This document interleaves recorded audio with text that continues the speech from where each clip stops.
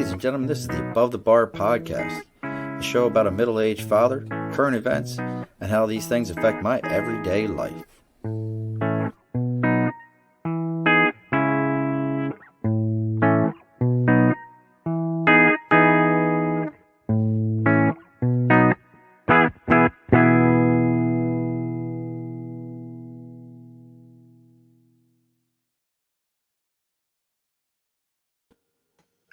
Alrighty, folks, welcome back to another episode of the Above the Bar podcast. We're bellowing up to the bar right now. Everybody should have your drinks in hand, getting yourself situated here on Hump Day. We have a very special guest with us today. Even the name of her books make her much more intelligent than we are here at the bar. So she's going to educate us. She's going to keep us in line and well informed. We have Miss Regina Hanson. I almost said Henson, like Jim Henson. Miss Regina Hanson.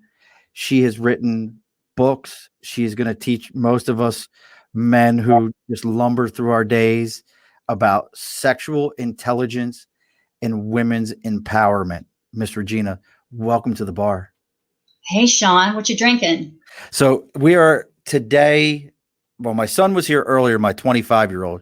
So we were debating between this new bourbon I really like called Heaven Hill. Okay. And the other one that, and then we went for the old standby, which is you can't beat, Buffalo Trace. So, I mean, it was the debate, normally it's Telomar Dew and Stewart's.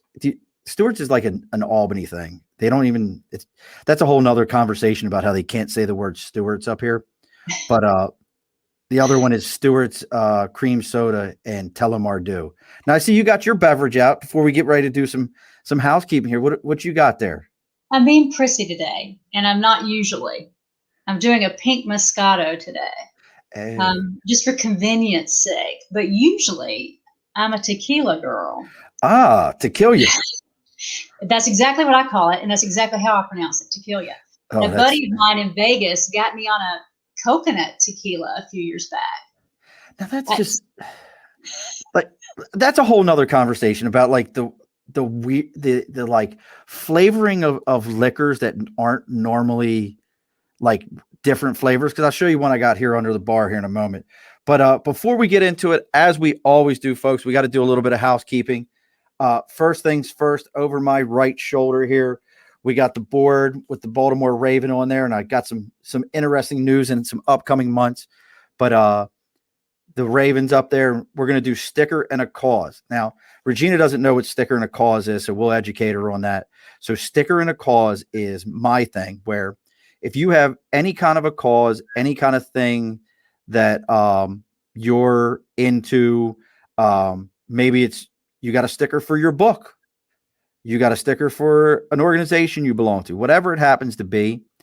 If you send me that sticker and a little bit of a write-up on whatever that is, I will read it and then I will put it on the board. And now your sticker and a cause has been read to all four of my listeners. I always say there's four. I have no idea. It's my thing. It's all four of them.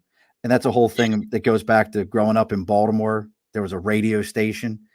And I don't know if I ever told this story. It goes back to a Baltimore radio station. It was called B104 when I was a kid. It was a top 40 station. And the morning disc jockeys used to always be like, well, all four of our listeners out there. And I would be like, wait a second. I'm in the car listening and my mom's in the car listening. That's two people. Who else is listening? Yeah, Dave, we will applaud you, Dave. Right. Dave was one of my Marines for a long time. Send me a message, Dave, and I'll send you a private message. I'll send you the address to send me the sticker. But he's been sober now 7 months, and I'm very proud of him. We will have club soda.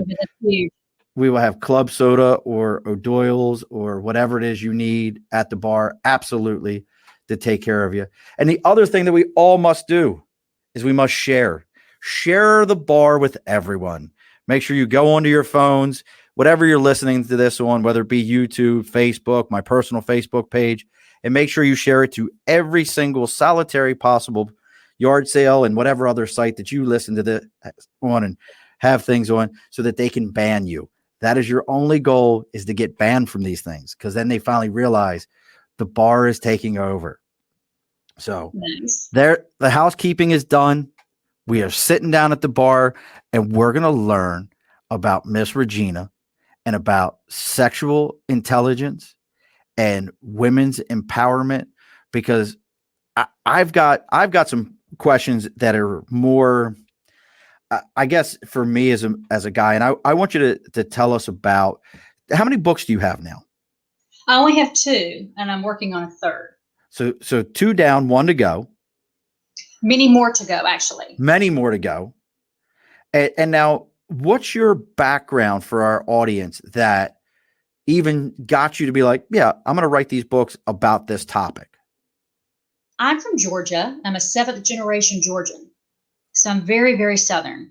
And like most Southern girls, grew up in the church, that conservative lifestyle.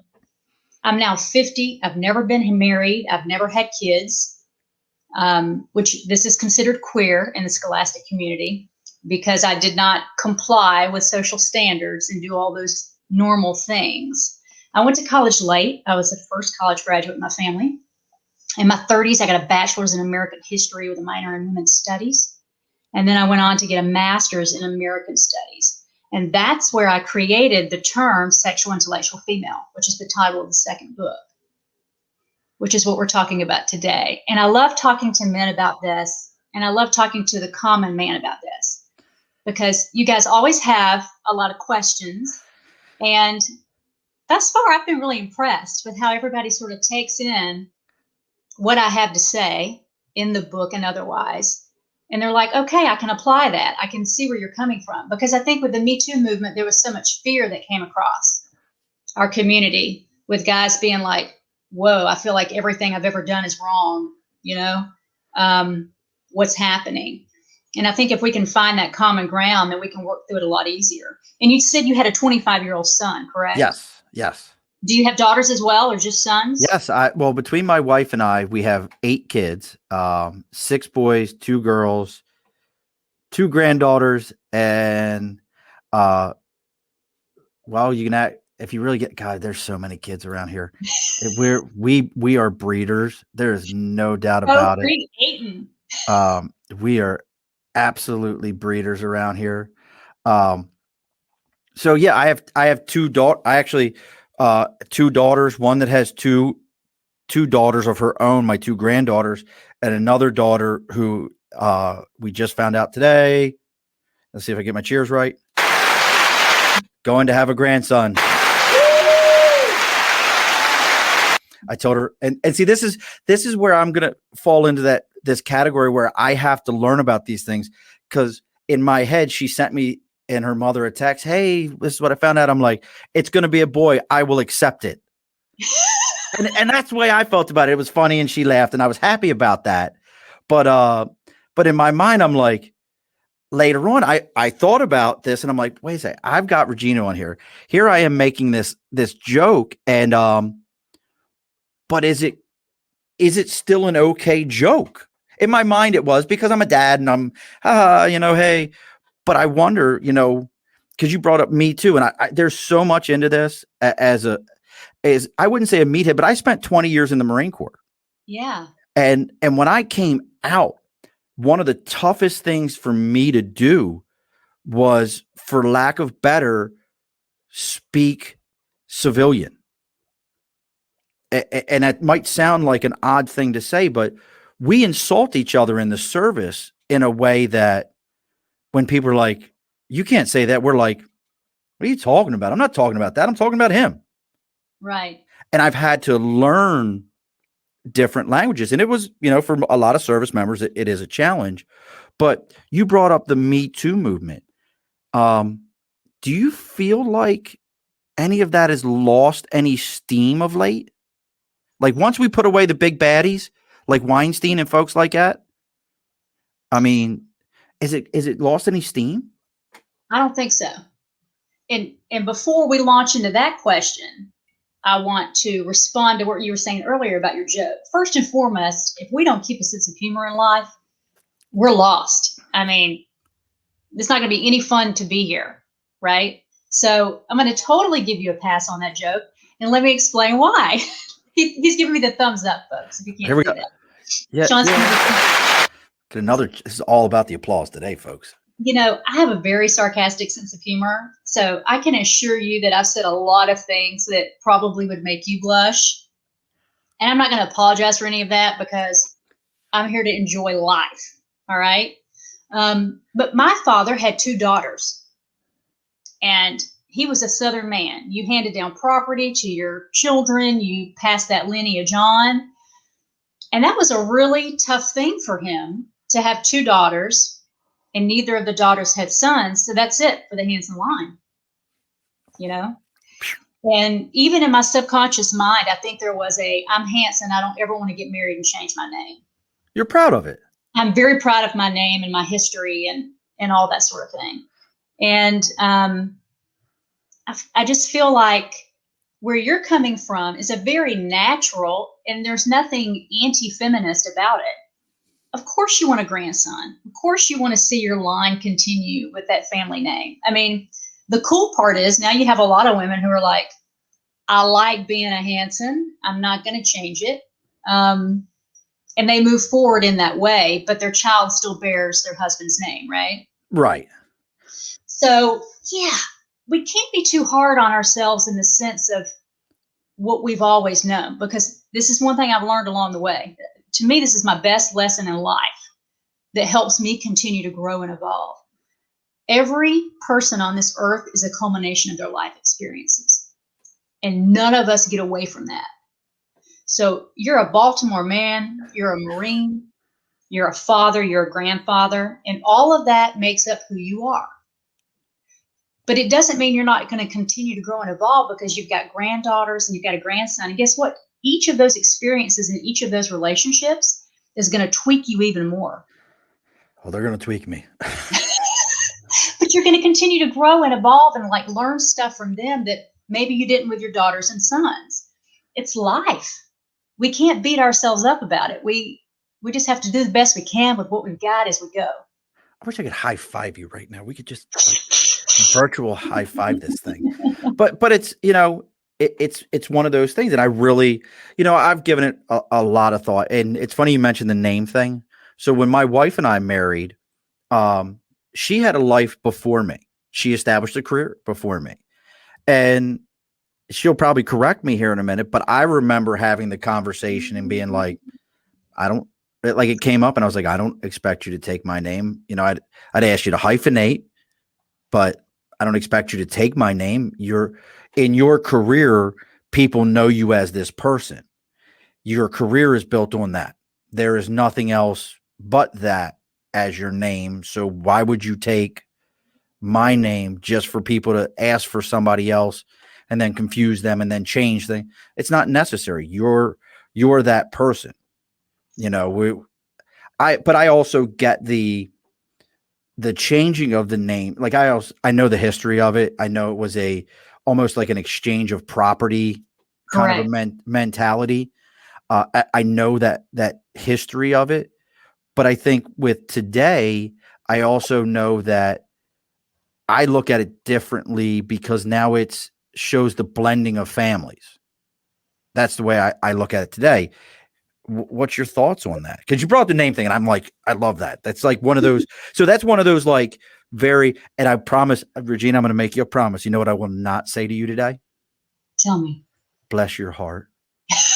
Hey, I'm not going to promise you. For those of you who don't know, and I got to get into this. So Miss Regina and I had a good conversation before the show. I educated her on what a cicada is. She did not know what a cicada was. And then I had to show her that I had some Southern roots by letting her know that I do know what bless your heart is. And for those of you that don't, take a moment, go online and just look up the term bless your heart. Anytime someone's ever said that to you now, you will just think back to those moments and be like, son of a. Mm-hmm. So what's your thoughts then, Miss Regina, on that? Like now that it's not really an exchange of property the way it used to be, is it a way to show a blending of families? Yeah. I mean, it's this is just my personal opinion on it. And the older I get, the lazier I get. I've liked for the last decade or so the hyphen thing. That makes sense to me because, like you said, if I've lived 50 years with my last name, that's how people know me. And if I decide that I'm going to commit to somebody for the rest of my life, then I do like the idea of hyphenating it. But this is the thing. It's such a pain in the butt. To go through the process of changing it. Everything. Oh. Your license, this, Social Security card. I mean, and then if the relationship goes south, it's a nightmare to switch it back. Right. There's no easy, flip it, but it's not like Facebook where you're like, today my name will be. Right. It's a whole process. So Dave has brought this question up twice and he's very curious here. He wants to know, do you feel like today's feminists, which seem less about this is his thoughts, feel less about raising women up and more about degrading men in order to raise women up? Does that, you understand what he's asking? I do. It's a great question. Thank you for asking it, David. And I saw the first one because he was talking about the difference between feminists today and feminists 20 years ago. So we can definitely delve into that.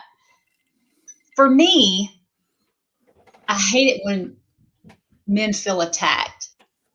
I don't ever want a man to feel attacked by a feminist. That's not what it's about. And a point that I try to make often with my guy buddies is patriarchy has negatively affected you as well. Okay? It hasn't just subjugated women. It's kept men from being able to be real. What do you mean? Our culture is, and as a Marine, I really feel like as a Marine, you can appreciate what I'm saying here. You understand man up to the nth degree, correct? Yes. Okay. And we all grew up hearing that phrase, even for little boys who might get physically hurt on the playground, man up, don't shed a tear, don't show any emotion. Well, that wreaks havoc on your relationships, whether it's with your wife or your kids. A lot of men, and my father was this way. My dad was the best dad in the world. I have no father or daddy issues whatsoever. My dad was the man, okay? Beyond a shadow of a doubt. He was a man's man. He never showed emotion. He was in the Army in Korea. Phenomenal provider for our family. Was just a saint with my mother, even when she didn't deserve it. And yet he was never able to show affection with his children, with his daughters. I think he held a lot in, and he died from cancer. And he and my mother had a bit of a tumultuous relationship. She was in love with another man the whole 54 years. Oh, wow. So he dies of cancer, then she gets cancer and dies 3 years later. And I'm standing outside this situation looking in going, y'all were holding so much resentment in because you never had those important conversations. You never shed the tears. You never showed the emotion. You were never allowed to be my father could have had a phenomenal career as a musician. Really? He was, have you ever heard of Bob Wills and the Texas Playboys? Well, I don't know Bob Wills, but I know the Texas Playboys. I know that part. That Western swing vibe. Dad was a great player. And he loved everything from Bob Wills to Chuck Berry and played it all. If he had not been so committed to us, he could have easily been on the road doing his thing. Wow. Being a little rock star. But instead, he was committed to us. And so a big part of my book is women grow up being told you need to get married and be taken care of or be a great mom. And they don't ever spend any time finding out who they are or what they want. You have a lot of people having children that shouldn't have, like my mom. My mother should have never had kids. My sister would tell you the same thing. Hey. Then we couldn't be having this talk. That's true. Thank you. Thank you for reeling me back in. Bring it back. Bring it back. So, but there's a lot of that going on. A lot of toxic relationships because people aren't taught to process their emotions in a healthy way and keep it real. And so I don't want any guys to feel like they're being attacked by feminists And some feminists are really pissed because they've just taken some courses and they realize what subjugation and patriarchy are, and they're going to lay it on you. And I would suggest that you either buy them a shot of tequila or walk away. They've done well. See, that's that. I was just. I have one son that goes to college in next year, and it's funny you say that. So we just had this conversation, and it's what you remind me of is that person who got their first taste of, I don't want to call it free learning, but that different college level learning where you can take a class and they're like, did you know? Did you know this is what the world's about? And I'm like, yeah, that's part of it. I mean, do you know the whole? Yeah, that's absolutely true. Like I've had conversations not long ago. A guy I went to high school with, good dude named Ira, probably 10 years ago almost, educated me on Black Wall Street. Yeah. And it was 10 years ago. He was like, he posted something and I'm like, bro, what is this? He's like, you need to read. And I read, I'm a big, like, if you tell me something, I'm going to read about it. I want to figure it out, because I hate to be, I don't need to know it all. I just hate to be the guy that doesn't know. That's what's important about like this. So I'm listening to this. I'm like, hey, what is this? I need to know more about this and what this is about. And it's just, and you brought up, so then what, I guess it's a hard way to put, I guess the best way to put it is, what's a good feminist then? Does that make sense? Like, ooh, that's a great question. So what's a good, like, cause you're mentioning things. And I think, and Dave kind of mentioned it, we see these like crazy things, like people wearing the vagina hat and, these different things, the bachelor party, like we get told we're horrible people. Why didn't you open the door? You need to do this for us. And then turn around and you, as a man, and we're like, oh, well, shit, I better do all those things. And then you're like, wait a sec.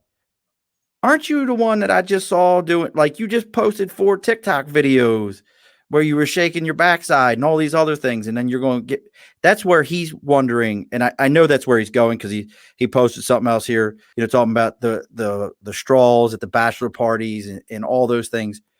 Like, where do we, and I think I know I'm talking a lot. I don't normally talk as much, but you got me going here. You got my juices flowing. So I think where a lot of this is there is a difference between out having a good time, being a good person, and then just completely forgetting that the person you're talking to is a human and a person and has innate human rights. And you can't, as a person, flip the switch just because you didn't like that somebody said something to you. Now it's going to matter to you. Am I on the right page? Or am I all jacked up? Well, what you're saying is pretty brilliant. I just want to clarify it to be sure I'm understanding it the way you're intending it. Okay. So we're all human beings. And I love that you said that, because we have to remember that when we start trying to communicate our thoughts and ideas to other people.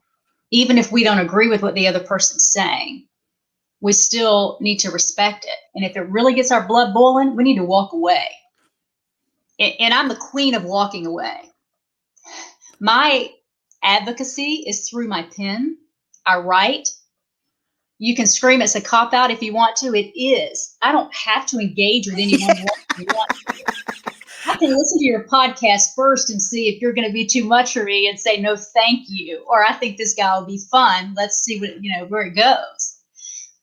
But there is no good feminist and no bad feminist. I think I have an idea of what David means. I think David has the same thought process and perceptions that I did growing up, because I was raised in the South in the church, and women are supposed to be good. We're nurturers, we're natural mothers. Part of the problem with that is we end up being taught and believing that we're here to please men, that we don't have a right to a healthy, happy sex life, that we're just supposed to be procreating, and we don't have anything for ourselves. And that's not healthy. So David is, I think, where I was a few years ago, trying to learn, because I'm not going to wear a vagina hat. A vagina hat's not me. But there is no such thing as a good feminist or a bad feminist. There's a pissed feminist and a calm feminist. Some women are more angry about what's happening and more reactionary. It's not my personal temperament to walk in a parade or wear a vagina hat, but I will absolutely defend to Please the day wear a vagina hat, Regina. I would so laugh. You just don't seem like the person. Like, I've seen your pictures. They're like waterfalls and like you got your sassy pants on and you're like laid out and all that. If I saw you with one of those on, I'd be like, somebody put her up to that shit. Somebody paid her. She got paid for that. She needed to pay rent, and they gave her some cash. It's just not, pink's not my color. It's not that pink's not my color. It's not. But that's just not my style. Right. Am I the occasional leopard print legging girl? Absolutely. Right. But we all want to look good. Huh? But we all want to. So I mean, if that makes you feel good, I get that. I love wearing a suit.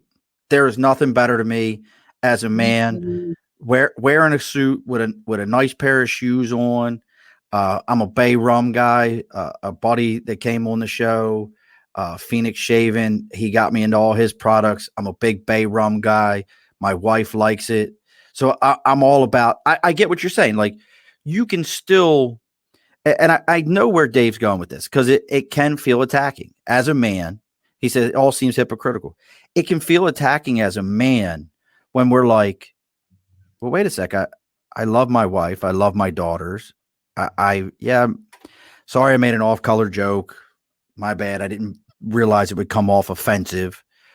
But I know it can feel that way. So I guess the other side to the coin is, and I know how I would answer this, but what are we supposed to do as men when we feel that attacking feeling, like being blamed for something where we're like, hey, I met you 20 minutes ago. I was trying to be nice. Why am I being attacked for what you got left at the senior prom? I ain't got nothing to do with that. Like, what are we supposed to do? Also, another good question. And I want to respond here because David just commented, it all seems hypocritical, though. It isn't hypocritical when a woman is taking possession and ownership of her body and her right to use it or display it in any way she wants. And that's absolutely a woman's right. It's bodily autonomy. And a lot of your feminists, this is number one on their agenda list, right? But you're talking about, I'm going to give an example and you tell me if I'm wrong. Maybe you're in a bar and you say something to a woman and she gives you a reaction that shocks you. Is that what you're talking about? Something like that? Right. Like he just actually, it's funny. He makes the comment of, a woman wears something revealing and a man looks at her and she says, you have no right to look at me like that. I'll answer that for you, Dave. She didn't wear that for you. She was looking for another guy and she caught you looking. And that was the reaction. That was the reaction is she wasn't interested in you. So that was a way of blowing you off. Sorry, Dave, you got blown off. You're not that cute. Oh, don't tell David he's not cute. I've known him for a long time. He ain't that cute. This is my thought on that. And again, this is coming from a woman's perspective. So a part of what we're sharing today is I'm able to give you that insight that you have. This is fascinating to me. Regina, thank you so much. And folks, as we're listening to this, please take a moment, write down personalempowermentpublishing.com. Take a look at what Regina's got out there. She's got 2 books, a third on the way. I'm going to plug it here for a moment before we get into more of this. Personalempowermentpublishing.com. It's not personal women's empowerment. It's not personal men's empowerment. It's personalempowermentpublishing.com. Take a read of it. Take a look and see what's out there. I'm being educated right now. I am such the typical Yahoo. I'm being educated right now. No, I'm not a basic bro, but I am, a basic dad. Beautiful. So I want to get into that, and it's going to get a little heavy. So if you want to pull us out of this at any time, he physically pulls back from the screen, folks. Did y'all see that? For those of you watching, I have to get back for a moment. It's going to get heavy. If you want to pull us out, you can. But this is the best way I know to describe this and to give David a little bit more insight as to what women are carrying, because I think that's very important regarding feminist and women's perspectives and how men can better interact with women and not feel attacked or like they're getting those really intense reactions, because I can have them too. Now, I shared with you earlier, I'm 50, okay? Somewhere between a 4 and a 6. I've held on pretty well, but that's because I haven't had kids. I'll be the first one to say it. Kids are destructive in all ways. But beautiful. And when I was 7 years old, I was molested. Now, I've been corrected by a doctor lately. I was raped. But it's taken me, my life to process all of that. So I'm molested as a child, which has absolutely affected every relationship I've ever had, even though I had the sense to know what most young girls and boys don't know, which is it wasn't my fault. I did have the sense to know that. But I also have a little bit of innocence about me when I'm out and about in the world. I have a very open, loving spirit. I like people. I like to make people laugh and smile. So if we're in a store or we go to the liquor store to pick up a bottle, if there's an opportunity to say something funny, I'm going to. Maybe somebody's going to take that as flirting. Maybe they're not. But this is my biggest problem in life, even as a 50-year-old woman. And it scares me and it shocks me because in my mind, I should be past this type of behavior at this point in my life. I can go to Ross. I can go to the grocery store. And, I'm a leggings girl. So I'll be in leggings and a tennis shoe, a baggy shirt, not a tight shirt. And men will leer at me. And I don't mean one man every few weeks. I mean 90% of the time, I don't get out of the store without one or more men. Even in a Ross, think about that, leering at me. For those of you who don't know what Ross is, up north we have TJ Maxx and Marshalls, and then down south they have Ross. They're actually all three are owned by the exact same company. Correct. Impressed that you know that, Sean. We should have stock in that, but we don't. Yes, right. So I'm in Ross and I have my little buggy and I'm going to get in line. And this man starts walking towards me. I can already tell by the way he's looking at me that he's eyeing me. So I'm trying to kind of gear my cart in between the space between he and I so he doesn't get too close. He comes around the cart, leans into me. He's probably about 1.5 feet from me and grunts. In my ear.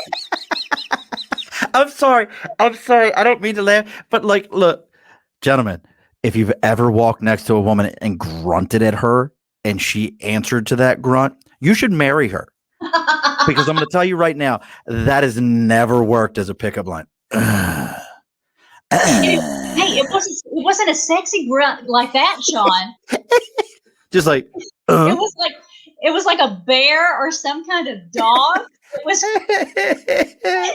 close. I'm sorry. It's for me as a woman. I mean, my mother was a natural redhead. I'm Revlon number 55.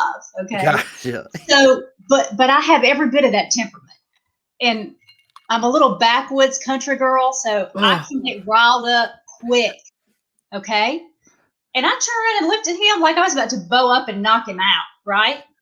I was like, "Excuse me?" Then his wife and 2 small children come around the corner. He's got one kid about 3 and one about 5. And he turns away from me. He's like, "Oh, hey, honey, do you want those shoes? Yeah, I'll get you all those shoes. Come." And pulls them in closer. And I was like, dude, they just saved your life. Because I was about to go off. Now, if I could say that happens to me once a decade, I'd be happy. That sort of thing happens to me continuously. I will get leered at to the point of having to turn around and look at a guy with the look. It's why I don't carry a gun. I believe that everybody's right to bear arms. I supported 110%. I don't carry a gun. So that's all right. That's interesting that you said. All right, hold on, Dave. Let's fix Dave for a second here. Yes, Dave. If you were cute, if you want to know the answer to this question, Dave, after the show's over with, always after the show is over with, go online, look up Tom Brady Saturday Night Live office skit, where every time anybody comes near the women in the office, they chase them off, and they're like, it's like back in the Amy Poehler days. And as soon as Tom Brady walks in, he's like, "Hey, you want to go get lunch and we'll hang out afterwards?" And they're all like, "Yes, absolutely, Oh, yeah, yes," because nice. it does have that effect. I'll be look there's absolutely, and my most favorite is Amanda Love. I'm speaking for you also. If you tell me, Amanda, that grunting at another man has ever worked for you, I will laugh so hard at you. Tom says he has interest. See, Tom was somebody that really is probably one of the more intelligent people, and like yourself, has like educated me on the different subjects, different things. I've always felt about myself, there's certain things I've probably locked in pretty tightly on that you're just not going to change my opinion about. But at the same time, there's a lot of things that I refuse to be so mentally just block it out, because something that came to mind while we're talking about this, and Dave, there are double standards. There will always be double standards. You and I, exactly like you said, you and I are not getting past that bouncer. When you worked at City Tavern, it was probably a thing. We're not getting past that bouncer. Because he talks about it. Women would constantly touch and grope him when he was a bouncer, and it seemed to be okay with it around them. Imagine if a man did that in the same room. You're absolutely right, bro. You are 110% right. It's not acceptable. I just did my sexual harassment training for my job, and it was interesting to me. And have you ever taken any recent training? I don't know if you would have any reason to take these trainings recently, Regina. I probably took one of the first ones decades ago in corporate America, and there were nothing then like they are now, I'm sure. So I need to catch up. And it was probably it was a man harassing a woman. It was a man making a comment after a drink with a woman. That's the way they were in the Marine Corps. It was always a man doing something to a woman. Not the ones that, like, I just did one the other day for New York State, and I was actually impressed by it. And because it was very much women harassing men. It was very much men harassing men. It was all these different scenarios that we see today and are finally, we've opened our eyes. I hate the word woke. I hate the word woke. It's so stupid. You don't have to use it if you don't want to. Oh, I won't. But it's a realization of the society around us, and us, maturing as people and saying that, because I've looked back at things that I didn't know as kids, and something you bring up in this whole thing of, you mentioned about being a Southern woman, you were required to make a home. You should have had children. By now, you should be talking to your children about grandchildren. You've screwed the whole thing up, Regina. I can't believe you. I should be having grandchildren. Wait a sec. It should have been this one. That's for you. You messed the whole thing up. You got the whole thing wrong. But you know what? One of the things that as men that we don't talk enough about is, I grew up, I'm of the generation G.I. Joe, He-Man, what's the other one? Thundar the Barbarian, all these big, meaty, meathead guys, or TV series where, Tim Taylor, Tim the Tool Man, even shows like that where we were, I'm not a man if I'm not, my traps aren't so big that I can't hear anymore because they're blocking my ears. I'm not a man if I can't do these things. And look, I'm very comfortable with myself. I spent anyone wants to throw cards, we're good with it. See who's got the man card. But it's interesting how you bring that up about women. Is there, as a man, do we have a version of, see, it wouldn't be feminist, but, and I couldn't say maninist, that doesn't even make sense. But is there a version of that for us? Okay, this may be not what you want to hear, but this is. No, please, I want to hear it. And I touched on it earlier, but I honestly believe this, Sean, or I wouldn't be saying it. I believe that feminism is for men and women. I believe that the patriarchal system and the history that we've all experienced and come from has limited all of us, whether you're a man or a woman. It really has. It's messed with us. And there are some people that are meant to be fathers. There are some people that are meant to be Marines. And you know this because you served. There are some people that should never be drafted. They are not mentally or physically capable of being a soldier. But there's a woman around the corner that is. You're absolutely right. I've had this draft conversation more times than you can imagine. I don't think most people realize that our current military system has never existed or in the history of the planet. Any country to have a 100% voluntary military service that you weren't forced into, you weren't drafted into, that we continue to have people to join. And every so often I get these people that'll say things to me like, shh, we need to draft. Everyone needs to serve. And I'm like, nope. As a gunnery sergeant in the Marine Corps, I'll be damned if I want to deal with your knucklehead brother who really don't want to be there and is going to make my life that much more difficult. I'm very like, no, not today. We ain't doing that. For me, it's not even about the guy who doesn't want to be there. It's about the guy who thinks he's doing the right thing because his dad told him to, or it's a family thing, and he's not mentally capable of being a soldier. We got way too many people homeless living on the streets with PTSD that just didn't have what it took. And I'm not saying that in an ugly way. I don't want to offend anybody at all. We understand. You're telling you right now, I could have never been a soldier. I know that about myself. I don't. Me either. I was a Marine. I'm a straight shooter. I started shooting at 10. I'll go to the shooting range with you and do pretty well, even though I haven't picked a gun up in about probably 15 or 16 years. But everybody isn't meant to do that. So if we can all understand that feminism is really more anti-patriarchy than anti-men, I know a whole lot more feminists that love men. So define what you mean by this, because you've mentioned it a couple of times, and we're not hearing a definition of the patriarchal system that you're referring to. And Amanda, you're right. Dave, you're never going to see that commercial that you're mentioning. He's talking about commercials where dads spend more time with your kids and that women, because it doesn't sell. I've said this 100 times. New York State has horrible laws for child support and for men's rights. We can talk about that's a whole conversation in and of itself. I've talked to senators, congressmen. The only person ever in this state that has ever tried to do anything was Larry Sharp, but no one's going to touch it because it's the holy hand grenade. Even our own senators, particularly what the hell's his name? He's a New York senator. I can't think of his name.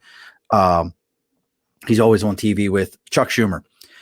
I sent Chuck Schumer's office a message one day about the child support laws, and one of his peons sent me a message back and goes, "That's a state's issue, not a federal issue." And then I had to send him a message back and go, "Actually, it's tied into the Social Security system, and it's actually written into the laws for Social Security that every state must come up with a system. So it's actually federal."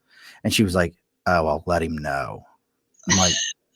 I'm like, so twit, you're the same one that read a book one time and you think you know what it is, but you really don't. But you can get me off on a hard right tangent. That's bad. It's all bad. I'll finish both of these bottles of bourbon. It'll be all bad. I'll be slurring all over the place. But yes, I'm a very but But I've talked to them. It's the holy hand grenade because no state is ever going to change their child support laws as long as you can turn a single person into a Social Security system that the state doesn't have to be burdened with. And I'm not saying all of us are good. Look, I talk to people all day long, and I've talked to plenty that are like, yeah, I've worked under the table for the last 10 years, so I didn't have to pay that. What do you mean you didn't have to pay that? You have children. You were there. Those are your kids. Take care of your children. Dave takes care of his kids, so he gets upset about it. I understand it. I know a lot of guys that get upset about it. And then Amanda, I just love my Amanda Love. Do you think take a look at that picture right now? I need you to look at that picture for a moment, Regina. Do you think how attractive do you think Amanda Love is? I can't see it up close, but all women are beautiful to me. Well, that's my son's grandfather. So yes, Amanda looks very striking in her photograph, although it's very small at the bottom of the screen. And I would much prefer to meet her in person because let me tell you something, a woman's essence is her power. And I talked about this in the book. The energy you put out is just as important, if not more so, than how you're dressed, your physique, whatever. When you fall in love with somebody, you're not falling in love with the color of their hair. You're falling in love with their soul. And if you think you're falling in love with their body, could be lust. Just going to throw that out there a little bit. But I want to address David's thing. We're getting off topic. I know. I'm sorry. Like we're plenty of left turns today on this show. I knew we were going to left turn it. You ain't finished that drink yet? You make me feel like a lush tonight. I'm a sipper. So I understand where David's coming from. And I do want to say that the worst thing we can all do is just be angry with each other because we have a different perspective and never get anywhere. We need to share as much as we can. We need to talk through as much as we can. And that's why I want to be sure and answer as much of David's concerns as possible. Patriarchy. That was a question you asked. Yeah, I really, because I know what a patriarch and a matriarch are, but when in the way you put it, I'm very curious of what you mean by it. What the patriarchal system has done to us. Think of 1950s America. The man is supposed to be the major breadwinner. The woman is supposed to be the mother and the homemaker. Now, my dad told me in the 80s, he said, we're not living in the 50s anymore. It now takes 2 incomes to own a home and run a household. We don't have one car anymore. We've got 2 or more. And that's true. You're nodding your head. So you're with me. Absolutely. Right? I'm 100% with you. We couldn't make it around this house if it wasn't for my bride. Right. So we've moved into this 2 income thing. Now we still have households where men are not helping around the home inside. Maybe now I've got some guys that I know that are great cooks. And so the wife's like, I clean up the kitchen all day long, every day. He cooks. He's great at it. Fantastic. Love those relationships. Do what you're good at. And then I've got just as many friends who are in marriages whose man never cooks, never cleans up after she cooks. She does all the laundry, and we still have that going on. I mean, I think 50 to 60% of the time, I think that's a fair assessment. So the patriarchy has put us in this situation where we're still in our subconscious minds thinking we're living in the 50s, and we're not. And so you've got a man who's probably eating less than stellar food because he thinks he can't be in the kitchen. When, as a matter of fact, he's the one that should be in the kitchen because his taste buds are supreme and he knows how to season. But he's sitting on the sofa because his wife's supposed to be doing that. You see what I'm saying? So I've had this conversation before, and you bring up that. So we always hear it's 50-50, 50-50. But what about the idea that your 50 and my 50 can be 100% of something? So in those same scenarios you're talking about, and I don't know those folks. Regina won't invite me over, especially to Atlanta, where we could be going to like Gladys's or my favorite. I got to ask you, this is completely sidebar for a moment. Have you ever been to Chick-fil-A Dwarf House? No. It's a Chick-fil-A that serves burgers. You're making that up. You want to That's put money not on true, it? Sean. You want to put money on it? It is in Atlanta. It is the Chick-fil-A Dwarf House. It is the first I've Chick-fil-A actually heard of restaurant. it, and I've been past it, but I've never been into it. I've been in it. It's amazing. But Lucky the idea man. that I'm such a fat kid in my soul. But it's this idea that your 50 and my 50 could be 100% of something. So in those same scenarios, if a man says, "Hey, look, I'm gonna go to work. I'm gonna provide for us. I've got that income. I can do those things," and his wife says, you know, and he offers this, and she willingly says, "Okay, then I'm going to take care of the house. I'm going to cook. I'm going to clean. I'm going to do all those things." Is that still are we still following the patriarchy system in that sense, or is this just two people that are like, "Cool, I ain't got to go to work. I'm cool with staying at home, and you like to go to work. Cool, go to work." This is a powerhouse question, and I love it. I love it because part of my book is saying to young women, be your authentic self. If you were born to be a mother, and I've met those women, I have met women who just love children, are amazing parents, and just want to stay at home and nest and raise those good babies, those good tax-paying citizens that we all appreciate. Please do that. If that's your soul's yearning, then as a sexual intellectual female, I give my 100% kudos to you. I want you to do what fulfills your soul and have a great sex life. Okay, now we're going to get into that. We're okay. we're almost at 9:00, so we'll get into that here soon. So then, on the other hand, you've got women who do it for a while and they start getting a little depressed. Maybe they're not as intellectually stimulated as they need to be happy.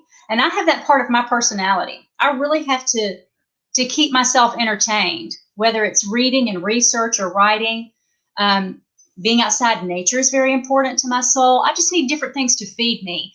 And I don't have the type of patience to be a mother that women should have before they take on that very important role. Now, when it comes to men, it's the same thing. And I did a podcast with a guy in Canada last year. Great guy, and I hate myself for not remembering his name right now, but it's on my website under media. But he was like, "I'm not a yard guy. I'm never going to work out in the yard. I hate the heat. It's not who I am." But he liked to cook. I was like, "Dude, you're my dream man, because if the weather's right, not in Las Vegas, Nevada, but if the weather's right, there's nothing I love more than the smell of fresh tilled earth. I love it. I can garden and work out in the yard all day long if it's cool enough." Okay. So see, you have a great pair there. You've got somebody who would prefer to be in the kitchen, and I prefer to be outside. And if I've got the energy, I'll clean up in the kitchen after he's done. But we just all need to be doing what makes us happy instead of doing what's expected of us. Because how many people do we know, moms and dads alike, people who have been married for 30 years, who are staying in it, but have no idea of what makes them happy anymore? No sense of self. I mean, it used to be, I'm from the South, the guys would go hunting. That would be their own time with their buddies, and that would be what they would do to get away and clear their head. I come from those people. I get that. But then your wife never had the opportunity to step away from the children or family and have her own time. It's tough. Right. I mean, everybody needs to be sure they're doing what's right for them so they can be healthy, because then you are a better parent. Then you are a better spouse when you're happy yourself. And that's what this book is really about. It's like, and I want to touch on this for David too. Just because a woman goes out at night with her girlfriends and is dressed up sexy because it makes her feel good and alive, doesn't mean she should have to endure sexual harassment, leering, guys, standing over her, looking down her blouse, making comments. It's her body. It's her right to feel beautiful and sexy and on top of the world. And it's that guy's right. He may do it through going to the game or having his friends over on Sunday afternoon and being loud and screaming at the screen. We all have different things we do that make us feel alive. right? So we need to give each other room to do that. All right, man. give each other room. All right, we'll take that. Now, I want to get into something else that we talked about before the show, and you mentioned this. So, women, talk about the split. You can either be sexually intelligent. See if I remember. It was sexually intelligent, or what was the other one? Like just intelligent. Like what was it? Like you said you can either be one or the other. Embrace them. I'm horrible. We're on like I finished the Heaven's Hill's gone. Look, pour yourself another drink, and I'm going to answer the question. Heaven's Hill is empty. Yeah. It's Buffalo. If you finish that one, then go to the next one, and I'm going to answer this question because I'm curious about this. The point, the book starts out and it explains. It talks about 1950s America, and it says you're either the smart girl or the sexy girl, right? And ne'er the two shall meet, right? You're the town tramp or you're the good girl, and ne'er the two shall meet. There's not an ounce of truth in that. I've known plenty of super intelligent women who have off the charts sex lives. Unless you're asexual, you are a sexual human being. Right. Period. And the fact that we're telling women you're not going to be taken seriously if you've got your blouse, 3 inches below your collarbone at work, or you're not going to be taken seriously if you're wearing lipstick. I mean, I've heard it all. And it's all absurd. I mean, the woman in the room is presenting herself how she's comfortable, how she feels most empowered. Listen to what she has to say. Watch what she has to produce. Make your judgments on her ability and what she's bringing to the table accordingly, not about how high her heels are or what color lipstick she's wearing. So that's the point of the term sexual intellectual female is a mergence of two types of women that were always considered contradictory, but they're not. I would agree with that. I mean, my wife and I toast to that. What's that? I want to toast to what you just said. We agree. Cling. Because my wife and I, she always laughs at me. I love CBS Saturday Morning, and I it's not Dana Jacobs, it's Michelle Tafoya, I think is who it is, and I think she's a very intelligent woman. Her husband's like a New York senator or congressman, and I'm the guy who I always point to my wife. Look at her shoes. What does she got on for shoes today? Because they always match, and I'm always impressed by it. And she always wears stilettos. But I see what you mean. Like it is different today. It's the Velma and the Daphne from Scooby-Doo. You could be Velma was always, very intelligent, but she was kind of frumpy, wore a turtleneck. She never could experience who she was as a woman. But if you ever notice, it was always a short skirt. Yeah. Whereas Daphne was always very, bubbly, very, kind of clueless to what was going on. The ditzy blonde. I talk about that in the book. Yeah. She was the ditzy blonde, and they weren't together. So now you brought up a point. Though, if she wants to wear, something plunging neckline and has this look, is that, and this is the only way I could think to ask this, and I love that I'm going to ask it this way. Is that an unfair weapon against men? I don't know how to ask that. I love your power punches so much. They're great. It really feels like it. Like as a man, there is no way that I can do something of that nature and not be arrested. Oh, okay. So that's a good point. So I want to respond to this on 2 levels. Please. Okay. The first one is that fair to men? And my response to that is, that's your patriarchy talking, because nothing makes me sadder and madder than the fact that we've told guys all their lives that they're dumb when it comes to hot women and they have no control over themselves. That's the biggest lie any of us have ever been told. There's 180,000 Marines. Probably 90% are men.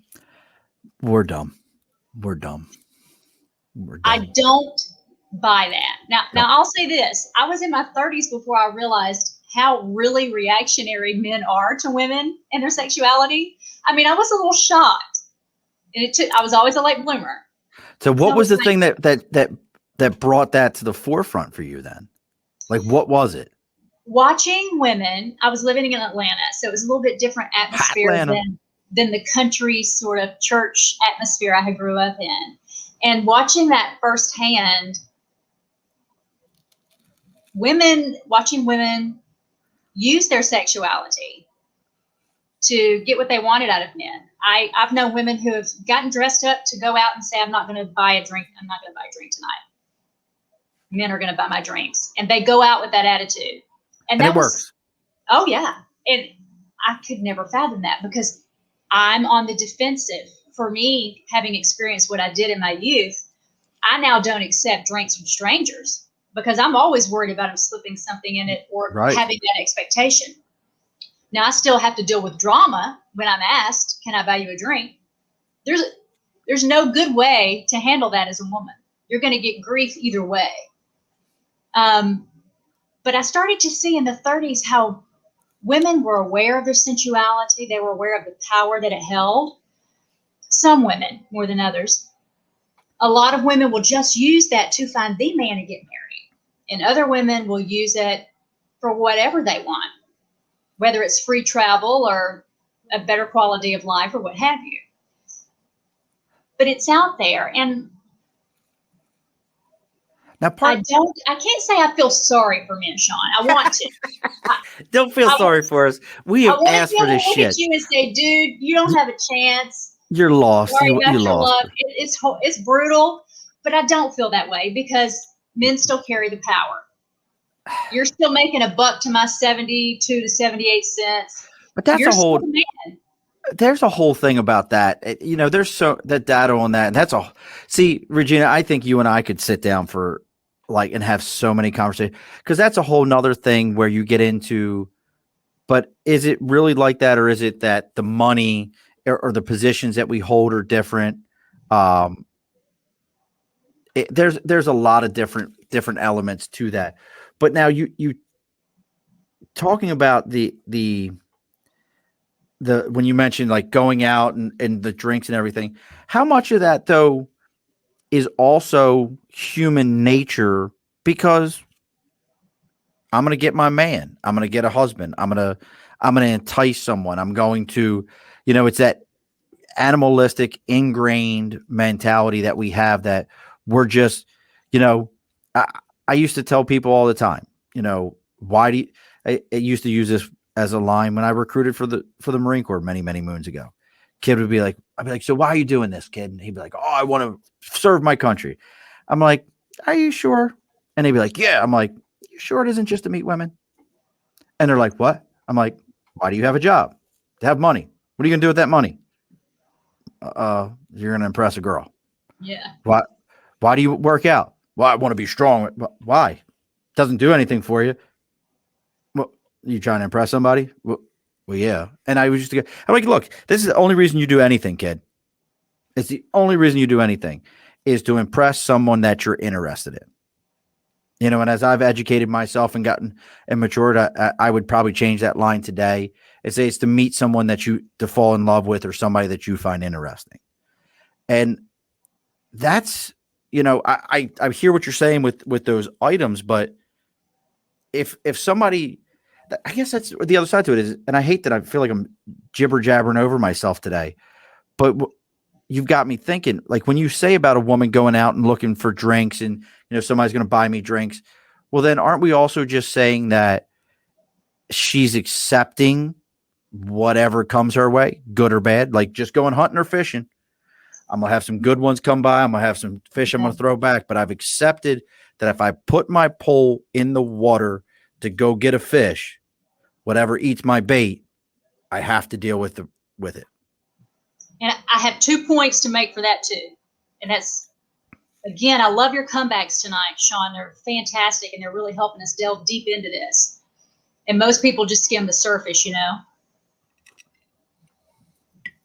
She has a right to go out and live her life to the fullest and have a good time and not be drugged and not be raped.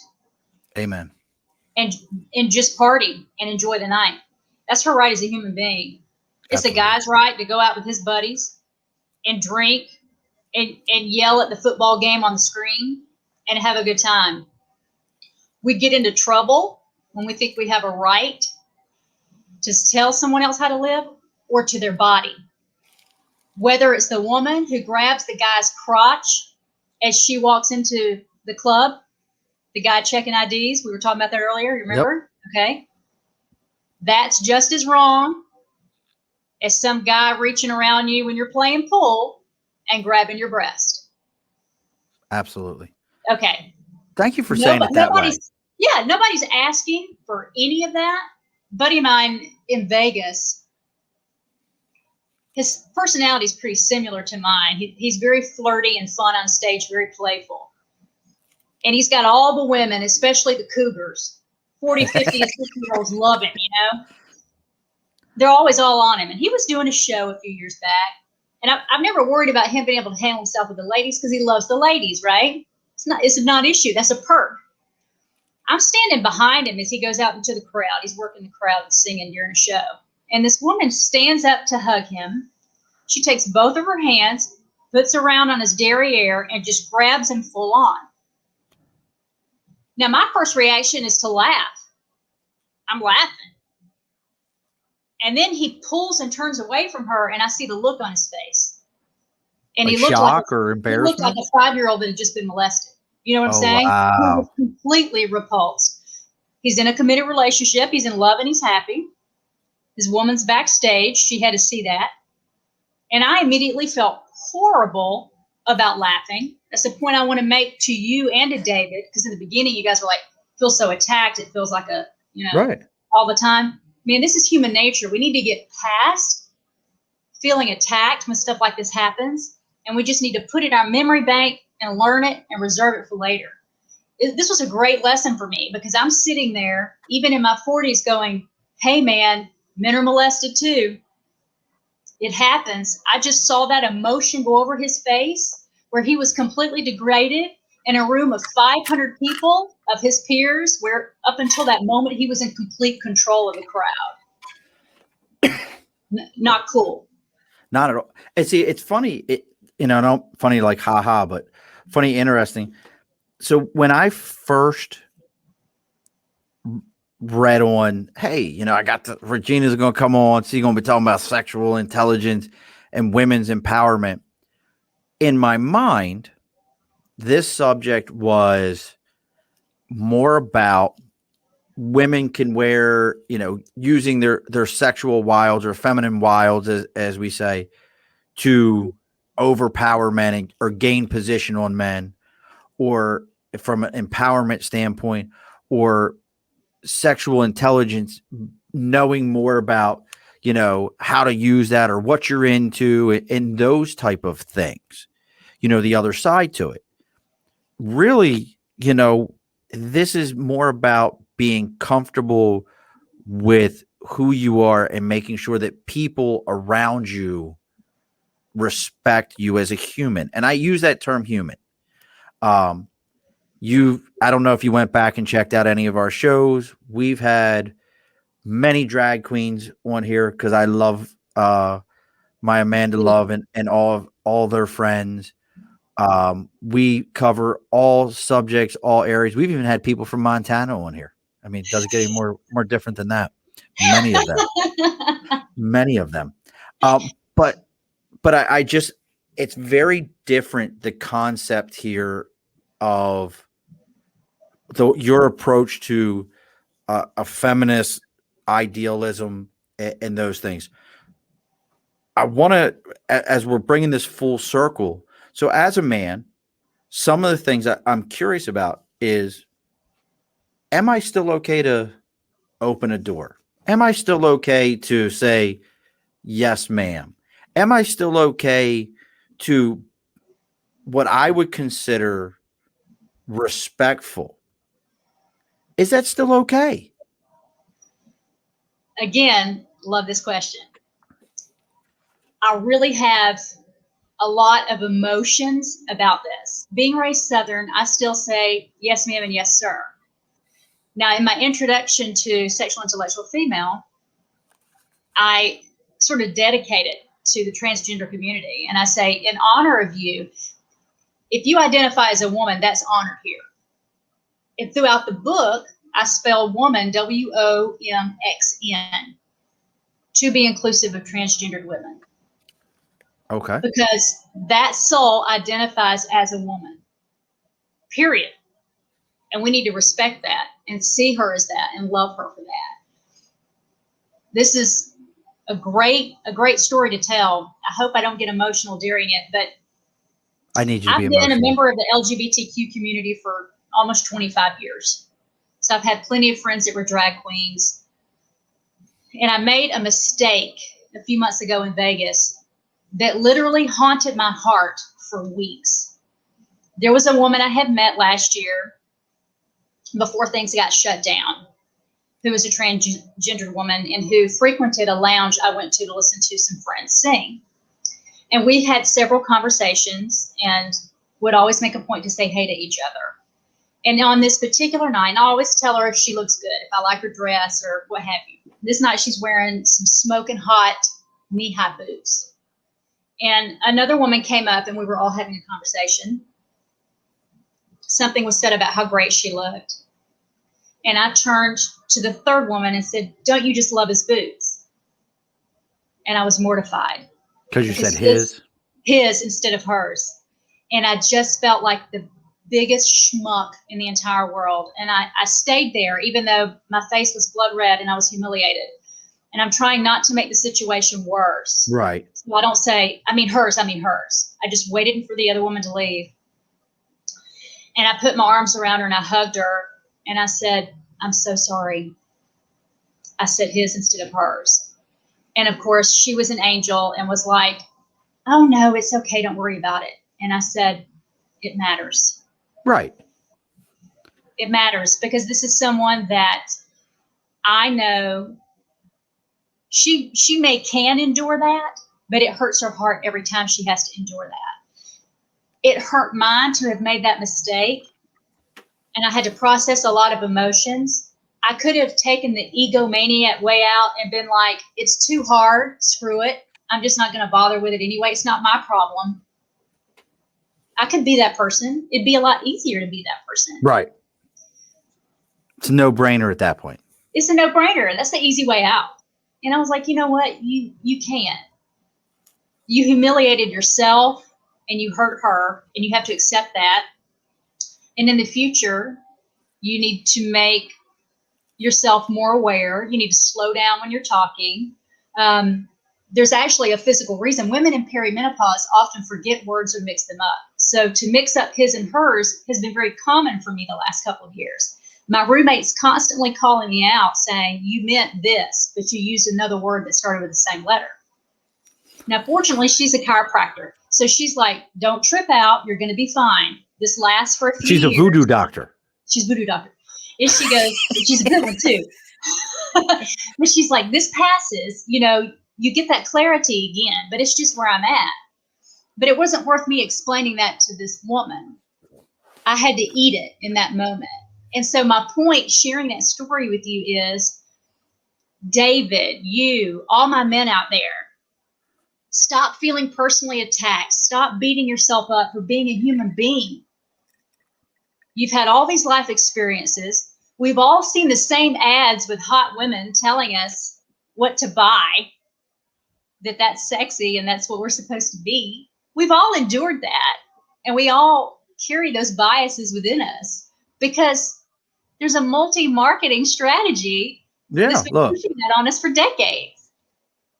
So don't kill yourself about it.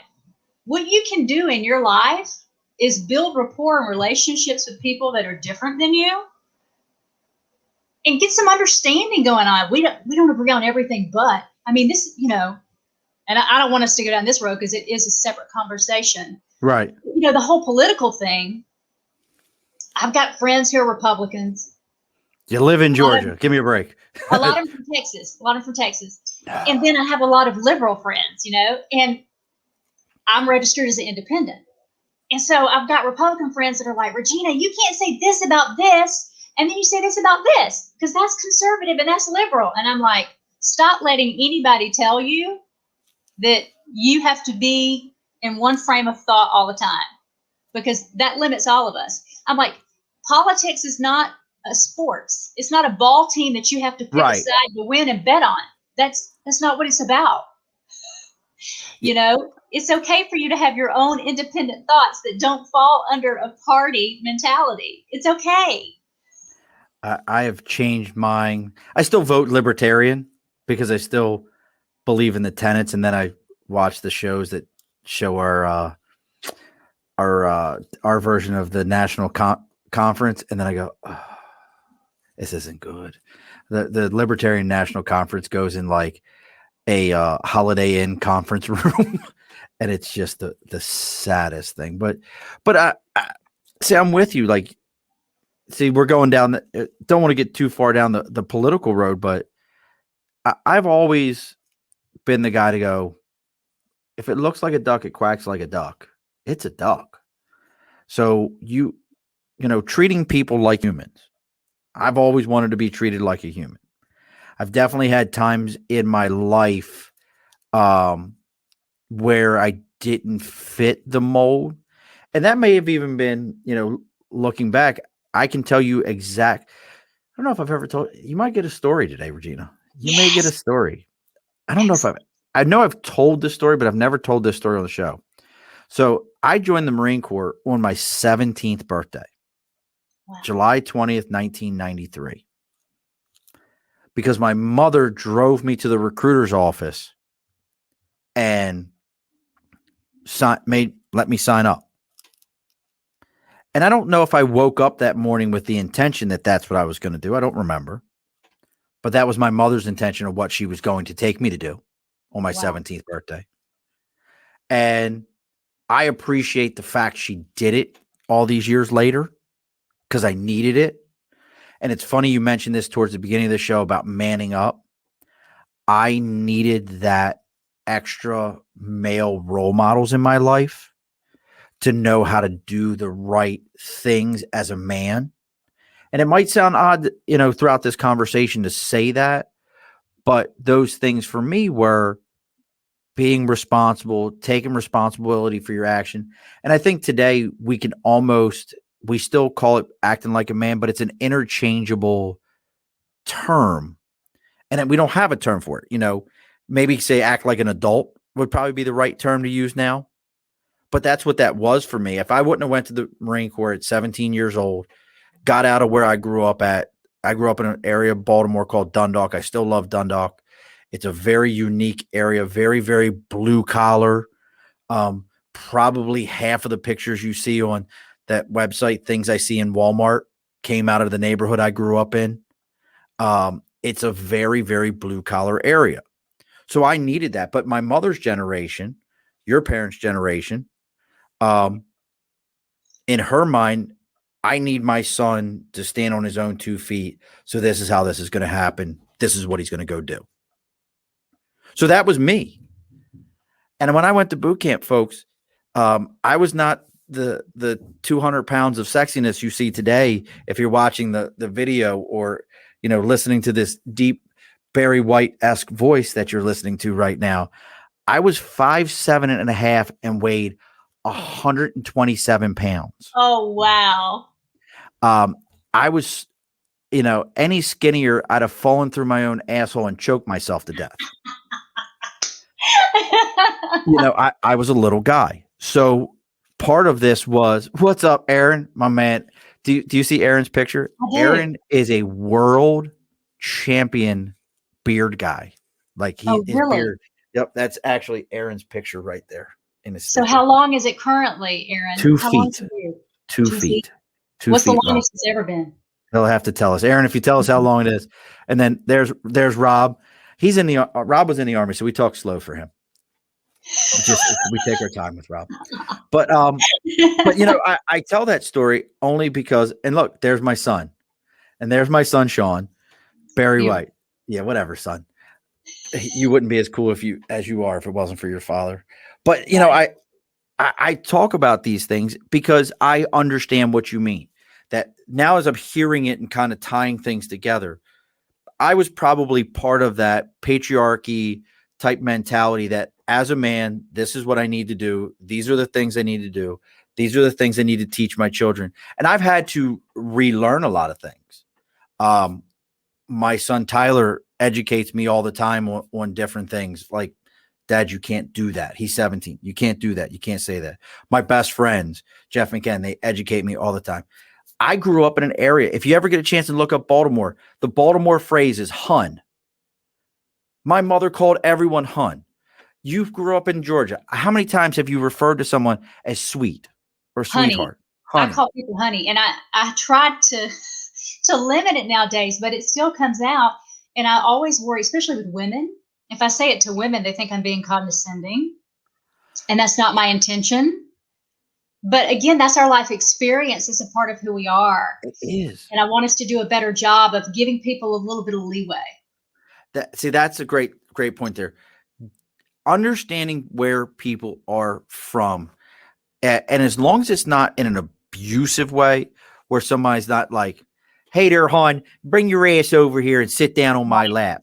Yeah. Well, that's abusive. But I go to a restaurant with my mom, and it could be a male waiter, it could be a female waiter. It doesn't matter. She's going to go, hon, I need, sweetheart, I could use. That's going to be the conversation, which is where I grew up. We even have back home where I grew up a thing called Hun Fest. I didn't have a Hun Fest. You got to go. Hun Fest. You got to go to Hun Fest and John Waters. Like, you know all those John Waters movies? You a John Waters fan? No. Cry Baby, Serial Mom. Okay. And that's all John Waters. Okay. All those movies are about Baltimore. That's what it looks like there. That's what we grew up with. That was. I have pictures of my grandmother. I have my picture of my grandmother with a beehive hairdo, like straight up. That thing had to be like 10 to 12 inches off her head. The woman was incredible. We called her G.I. Judy because she barked orders. My mom had that in a wig. My grandmother had wigs. Yeah. It was a thing. We had wigs in the South. Oh, it was such a thing. See, I missed this. See, we can, again, hard left. I love Atlanta. You've had to have had a Scotch egg before. Have you had a Scotch egg? I have not, because I went from Crown to tequila. That was my transition over my drinking career. No, Scotch egg is a hard boiled egg wrapped in sausage and then deep fried. You're making that up. I've never heard of that. Scotch egg. Had the first one in Buckhead. You're making that up. Nope. Had the first one in Buckhead. Scotch egg is an amazing, amazing thing. What restaurant? Where at? I was in Buckhead. I actually don't know what the restaurant was. I just remember it had like a back area. If my buddy Terrell was with me, we used to just go to restaurants. We went to one of my favorite is a place called, see, Rob even said it. It's true. We went to one called Palookaville in Atlanta, which is all about corn dogs in a 50s theme. You can get a corn dog out of anything, and they hand batter the corn dogs right in front of you. And then they do adult milkshakes, like milkshakes with liquor in them in Atlanta. You've been to places I haven't been to, and I'm from there. One of the best spots was obviously West Egg on Sundays does pimento cheese grits on Sundays. Oh, yeah. I have heard of those. We went to Taco. So you know how I found all my restaurants, and this is completely sidebar from women's empowerment. I'm empowering your bellies for a minute, folks. I sat on an airplane in Atlanta. I worked for a major railroad corporation at the time, and I was sitting on an airplane, and the gentleman next to me was, what is that county? Is it Duval? What's the county for Atlanta? DeKalb. Duval's in Florida. DeKalb County assistant district attorney. And we were sitting next to each other. And I was like, yeah, I'm in Atlanta. I was like, I love to eat different restaurants. He goes, really? I said, yeah, you got any recommendations? And we sat there and he gave me like a list of places like Fox Brothers. Yeah. And all these Atlanta like restaurants. Gladys's is chicken and waffles at Gladys's. I mean, that's it. It was just amazing. That's where Terrell and I, some homeless guy tried to get us to not park in an empty parking lot. He's like, man, they can't park there. You got to park around. I'm like, I'm not following you around the corner, crazy person. This is not happening. So we're going to get this thing to an end because I just find it completely fascinating. And I promise you, Regina, we could sit here and talk about this all night. Because it's just such an interesting topic to me because I'm always and this is probably the best way to put this. Gentlemen, you don't have to feel attacked. You don't have to feel like somebody's coming at you. We just have to be conscious of what we're doing and saying. We're not frat boys. We're not still in the service where, God, if we could talk about it afterwards, some of the shit I used to say when I first got out and people were like, you can't say that. I'm like, what are you talking about? I can't say that. I'm not talking about you personally. We've all talked our fair share of smack. Come on now. But that's what it all really sounds like to me is it's really about just being conscious of what you say and treating people as other humans. Am I on spot? You nailed it. That is my most important gift out of all of this, and I love that you reiterated it. We're not going to get anywhere if we attack each other. We're not going to get anywhere if we beat each other ourselves up and think it's just too much. Forget it. I'm going to stay in the same cocoon I've lived in all my life because it's easier that way and forget everybody else. Allow yourself some room to grow and expand and try to understand and accept people, because my perceptions in life are different because of what I've experienced, as are yours. And so nobody should come at me judging me for the little things I do in life, like using my cart to block a man that I know is about to come at me. Regina, why do you not go down an aisle if a man's there half the time? Because I get a vibe. Right. If it ain't good, I walk the other way. And that's just me doing me, protecting me. So men shouldn't take that personally. And we should all do the best job that we can of protecting one another. So for David, if he's at a bar and a woman's looking hot, get her number. He should try not to leer. I'm not going to say because he's not cute. I mean, Sean said it. I wouldn't say that. I'm just going to say try not to leer and be more respectful. But one thing I want you to know is I have never turned down or felt better than I have when I have received a quality compliment. And it doesn't matter if it's from a 25-year-old or it's a 65-year-old. When somebody says to me, ma'am, I just have to tell you, you look amazing in that suit. Ma'am, I don't want to offend you in any way, but I just want you to know you are stunning. There are ways that you can tell women that you think they're attractive where you are going to leave them feeling good about themselves and maybe make their week. There are ways that you can talk to them that it's going to make them feel degraded or scare them. They're like, is this person going to follow me in my car? So just try to learn to communicate in a respectful way that's going to be received in a positive light. I'm trying not to, because in my head, all I can think of is using a line of me like, hey, babe, that's a really nice suit you got there. Like, delivery is everything, gentlemen. Delivery is everything. No grunting. Yeah, Amanda says you can grunt. She likes it, but she's rare. She's a rare bird. Do not walk past a woman and just go, like, if she responds to that, you need to marry her immediately. Take her to Vegas and go marry her, because nobody else is going to respond to that. Sean, if I didn't see him coming, I might would have hit him. You know what I'm saying? Like, that shit would scare the daylights out of you. Like, you're just walking along and somebody's like, what the fuck is that? What the fuck was that? I will punch you in the throat. She's going to throw punch. And then his wife and kids come around the corner. He's laying on the ground, writhing in pain. Like, that's even the better part, is that, like, my man. So, and just as we go back to that story, for grunted at you in the Rosses, you weren't the first woman he grunted at. And the more important thing to know about this is, if you weren't the first one that he grunted at, it worked with someone. He's married. See that? Salud, he's married. He walked past that woman and was like, She was like, It was just an entire conversation. I just saw apes grunting at each other. Is that wrong? That's it. It's just a bunch of grunting, and the next thing you know, a new Georgia baby was born. God, oh, it's so amazing. So we're gonna get ready. We're gonna put a bow on this thing, folks. We're gonna wrap it up. Obviously, I'm gonna say it a couple more times. Personalempowermentpublishing.com. Everything is spelled properly. There's no extra letters, nothing changed.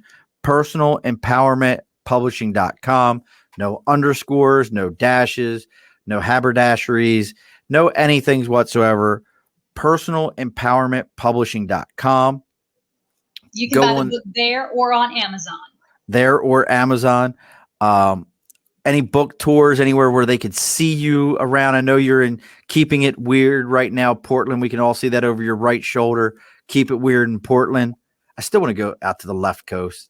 It's the other way. See, I do the same shit all the time.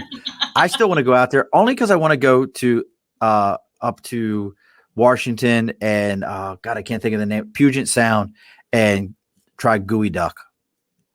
It is really incredibly beautiful country. I think that you would enjoy it.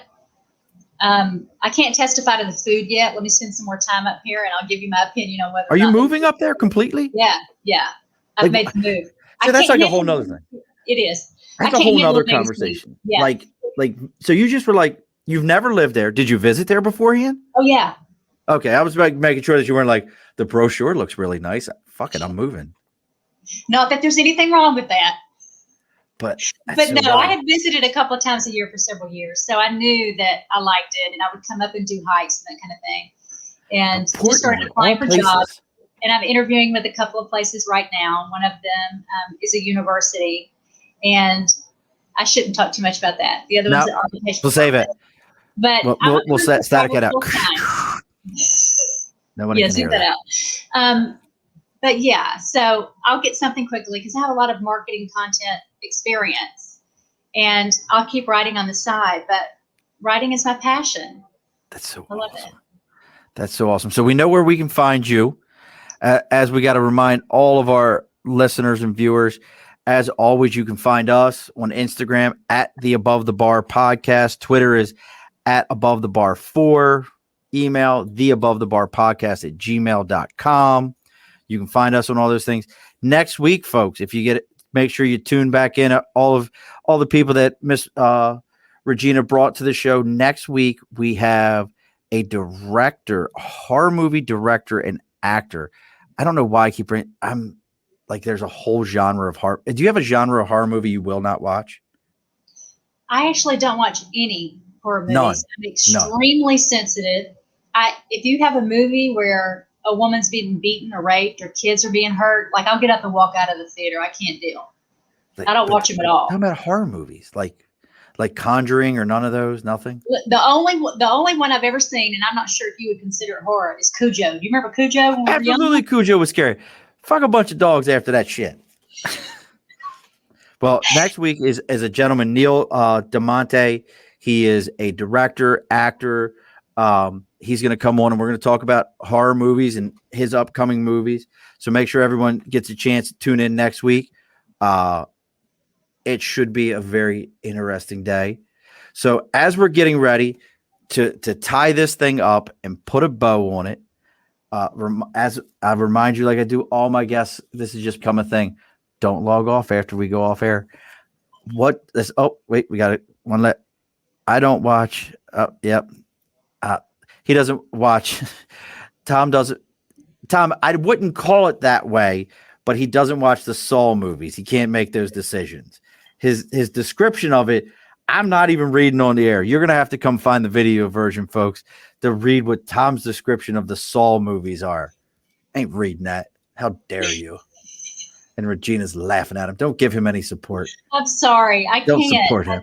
Don't support him in his bad habits. My sense of humor. I mean, don't support him in his bad habits. Does that mean I'm a bad feminist? No, you're not. Look, I'm going to tell you right now.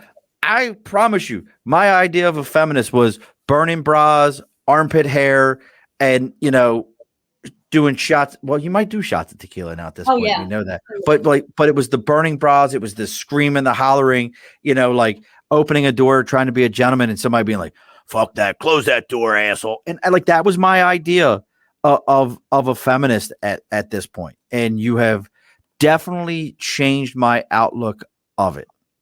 And I thank you for that. So you get the last word. And what is the last word for everyone, Miss Regina?